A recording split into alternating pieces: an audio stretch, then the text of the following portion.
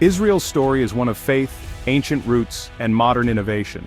A land where history and progress intertwine on every street corner, and where the echoes of the past meet the ambitions of the future. Yet, beneath this vibrant surface lies a reality of constant tension, a sense of unease that never fully disappears. Recent events, ranging from political turmoil to security threats, have intensified a national anxiety, leading many to ask a difficult question.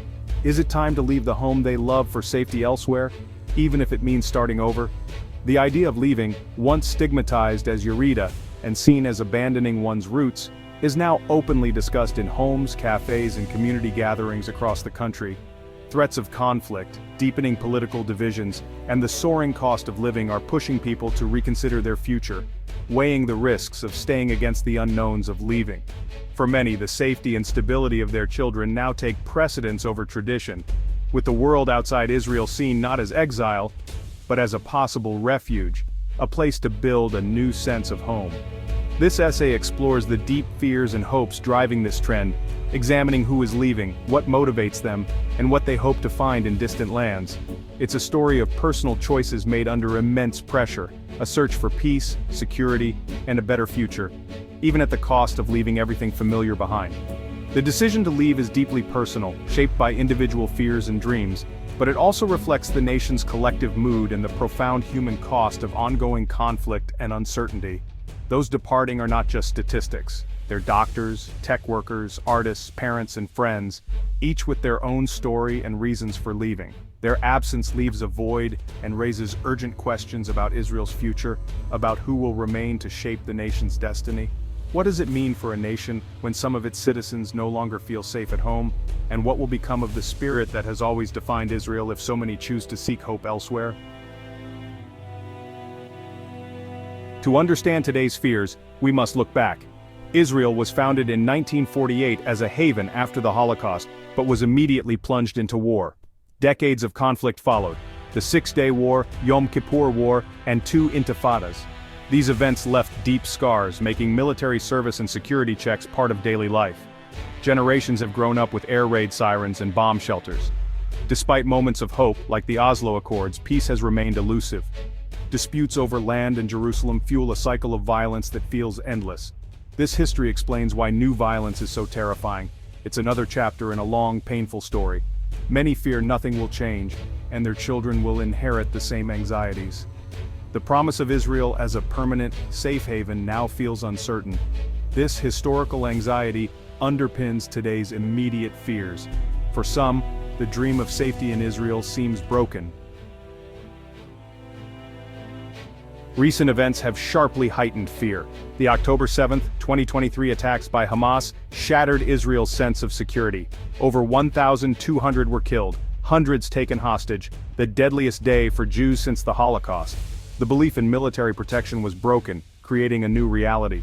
War in Gaza and daily clashes with Hezbollah in the north have forced mass evacuations. The threat of a wider, more destructive conflict looms.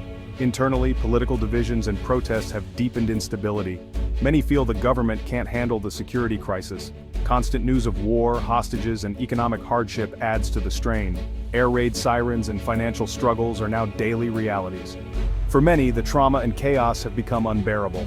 The sense is that Israel is in a permanent state of crisis. There's no clear end in sight. The main reason for leaving is the search for safety. October 7th proved that nowhere feels truly secure.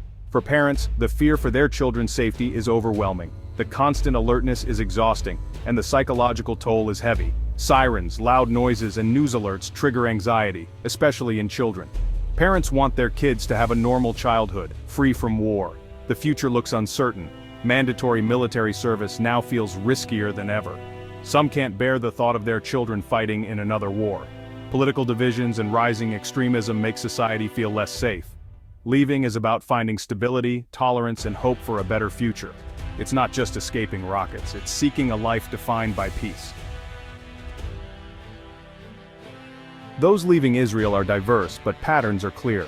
Many are young professionals and families, well-educated, globally in demand, especially in tech. For them, moving is practical, a stable career, and safer life. Families with children want to break the cycle of conflict for the next generation. They seek countries with good schools and safe neighborhoods. Secular, liberal Israelis are also leaving, concerned about rising religious influence and shrinking civil rights. For them, emigration is a political statement and a search for a society that matches their values. Many have second passports, thanks to European or North American ancestry. Dual citizenship makes leaving less daunting and more accessible. These practical advantages put them at the forefront of this wave. The decision is about well-being, opportunity, and a future they can believe in. It's a leap, but for many, it feels necessary. Israelis moving abroad gravitate to a few key places. The United States is a top choice, with strong Jewish communities and economic opportunities in cities like New York and Los Angeles. Europe attracts those with EU passports, Portugal, Spain, and especially Berlin, which offers a vibrant, liberal scene. Canada is popular for its welcoming policies, high quality of life, and multicultural society. Cities like Toronto and Vancouver are magnets for families seeking stability. Australia and the UK also draw Israelis with their strong economies and diverse cultures. Some choose nearby Cyprus or Greece for proximity and a familiar Mediterranean lifestyle. The choice depends on jobs, family ties, passport eligibility, and desired lifestyle. Each destination offers a different version of the stability and opportunity they seek. For many, it's about finding a place where they can finally exhale. The world outside Israel is no longer exile, it's a chance for renewal. Personal stories reveal the pain and hope behind leaving. Each journey begins with a difficult conversation, a moment of realization that life as they know it can no longer continue. For many, the decision to leave is not just about seeking safety, but about searching for a sense of normalcy and peace that has become elusive. Maya, a graphic designer from near Gaza, hid with her children during the October 7th attack. The fear in her children's eyes haunted her long after the sirens faded and the uncertainty of daily life became too much to bear. The trauma pushed her to move to Toronto. "I want my kids to play outside without fear." For Maya, leaving meant giving her children a chance to reclaim their childhood, to laugh and run freely, far from the constant threat of violence. Ben, a Tel Aviv software engineer, and his husband are moving to Lisbon. Their apartment, once filled with hope, now echoes with uncertainty as they pack away memories and dreams. "We're a secular, gay couple. The country's direction threatens our future. We worry about our rights, our safety, and whether we can truly belong here. We want to live where we don't have to fight for basic rights."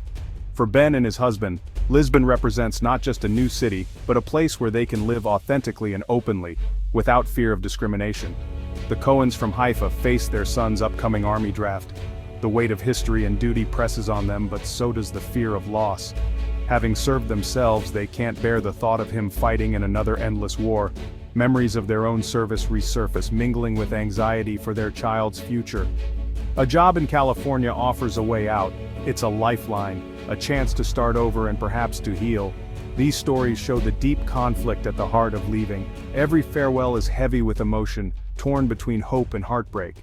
It's not a decision made lightly. These are people with deep roots and love for Israel. Their homes are filled with memories, their gardens planted by generations. But immediate danger, psychological distress, and fear for their children's future have pushed them to the edge. The safety of loved ones becomes the only priority.